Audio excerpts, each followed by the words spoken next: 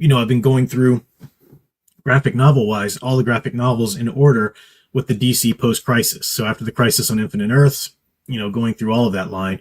Of course, it starts with like Batman Year One and Catwoman, Sister's Keeper, Man of Steel Volume One. We talked about that.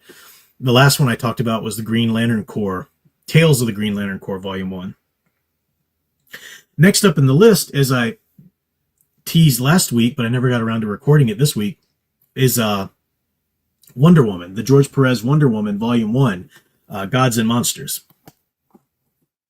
And I've read these before in the past, but I'm rereading all of these. There's a lot of the ones in this line of graphic novels from the DC universe, from post Crisis to now. Of course, I'm not going to touch the New 52 stuff, and I'm certainly not going to touch anything after Rebirth, DC's Rebirth. But a lot of them I've read. I've read the Wonder Woman ones, but a lot of them I haven't read. So it's fun to kind of go through the ones I haven't read. This one, though, it was so great to revisit. It was so wonderful to revisit. George Perez is, God bless him, God rest his soul. He was, it was such a tragedy that artists like George Perez, writers like Denny O'Neil, all of these great comic book creators were around who would still like work. I mean, a lot of them, I don't know for sure if George Perez, but can't remember some of the names that were saying, no, we'd still like to do stuff. And DC just wasn't hiring them. I mean, like, these are legends in the field, in the universe, who could still create all this work, and DC was just, nah, give everything to Tom King and Scott Snyder. Like, what? Tom King and Scott Snyder?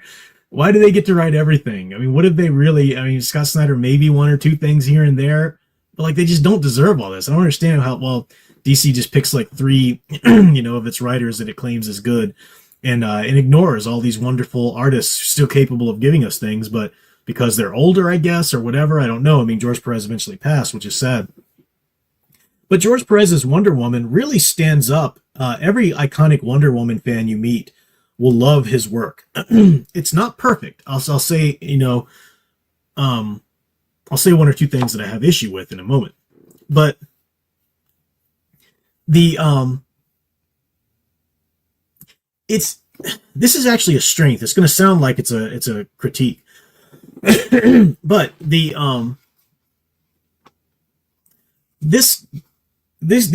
line of graphic novels of comics from George Perez's Wonder Woman feels more like reading a novel, like a traditional novel, than any other comic book I've ever read. Now, normally that would be a critique. That'd be a bad thing, right? Because you're supposed to feel like you're reading a comic. It's supposed to be images and text working together, and it shouldn't be so text heavy. George Perez pulls it off in a wonderful way, though. Like, look at this page I have open here. Beautiful art, first of all. George Perez pencil. I think was it Carl Kessel that inked this? I'm also reading Legends right now, so I'm getting some of it confused. George Perez would come up with a story. Len Wein actually scripted it.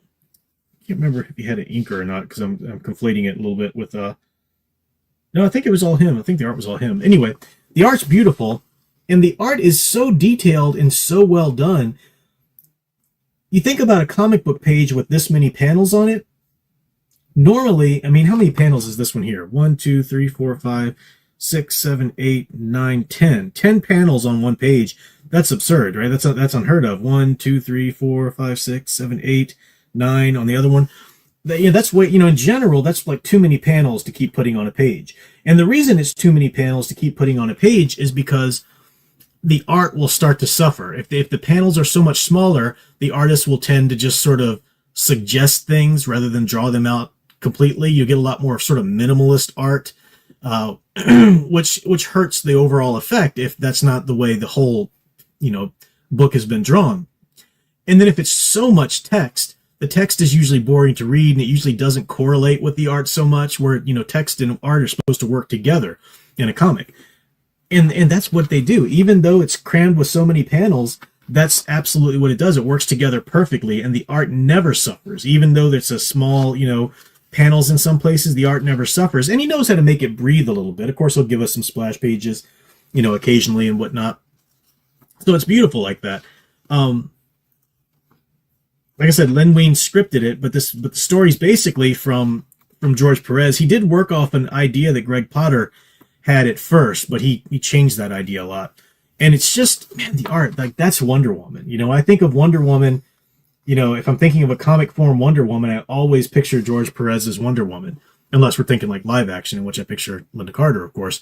But it's a good, solid arc too. Gods and Monsters. It's you know, I know that this is the stupid name that James Gunn has given to his whole cinematic DC universe, which is dumb. Gods and Monsters is a horrible way to think about the DC universe, but it's a great way to think about Wonder Woman's little corner of the universe, because Wonder Woman literally deals with the Greek gods and monsters from Greek mythology. So that's fine.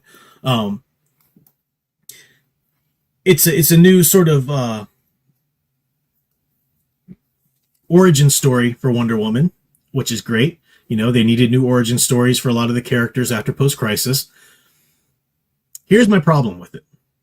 And it's a big problem, but even so, it's a big problem that I have with it. It's still, all of the amazing good of it still outweighs it and still makes me think, no, this is great, you should read it. The only problem with this run, and I don't know if it was necessarily George Perez's decision. I imagine that after everything Wonder Woman had gone through up to the point of the mid 80s there, I imagine it was probably sort of a DC mandated thing or something. But Steve Trevor is not her love interest in this. So that's a problem right away, right? If Steve Trevor's not around. But they still try to squeeze him in to the story, but just not as a love interest in any way. Steve Trevor really should be the Lois Lane to Wonder Woman. You know, she should be, Steve Trevor should be to Wonder Woman kind of the love interest in the manner of that Lois Lane is to Superman. Meaning that Steve Trevor doesn't have to be in every story. That's probably one of the problems that happened after the whole seduction of the innocent, you know, and Congress getting involved and everybody scared that Wonder Woman was teaching our girls to be lesbians or whatever, you know. They were mandated in the comics that Wonder Woman had to spend all of her time with Steve Trevor, with her boyfriend, you know, and stuff like that. So maybe that was part of it or whatever, I don't know. But, you know, just like Superman with Lois Lane, not every story has to have Lois Lane in it. Superman doesn't have to be, depending on the story and the timeline, doesn't even have to be in a committed relationship with Lois Lane, you know? That's fine. But you know that she's in the universe, she's the love interest that eventually he'll end up with, and so forth. And that's what Steve Trevor should be to Wonder Woman. In this, though, Steve Trevor is an old guy. He's an older man who still takes a plane and makes it to Paradise Island to Themyscira, and he's still, Wonder Woman still has to take him, you know, back to man's world. That's her reason, partly her reason for going back to man's world. She also has the mission, of course, that she's given by Hermes and the goddesses. But trying to work him into it, and it's not all revealed in this volume 1. In later volumes, it'll be more revealed, but it's like, it's kind of weird. It's like his mother went to Themyscira, and that's their connection. And he's like an older sort of grandfather figure to her. And it's way bizarre. It's way bizarre. They do a valiant effort at trying to make it work. They do make a valiant effort at trying to make it work in the writing. And it's not horrible, but it just never feels right. It just never feels right throughout the entire run. The whole weirdness they did with Stephen Trevor. I would almost rather they just take Stephen Trevor out completely if they're not going to let him be the love interest. Because it's just weird what they do. Like, he ends up marrying Etta Candy, and no, it's not. So that's my only critique of it. But again, like I said, as big and as problematic as that critique might sound, and the way I'm talking about it, it's like, yeah, you don't do that.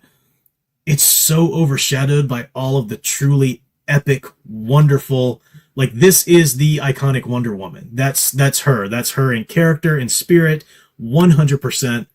It's beautiful. It's a beautiful piece of literature, and it is a piece of literature. I'll hold this up against any great novel. I mean, this is wonderful literature, 100%. So I absolutely recommend George Perez's Wonder Woman, Gods and Mortals. I recommend his entire run, really, but we'll talk about the other volumes when we get to them, when I'm going to them through the order of reading.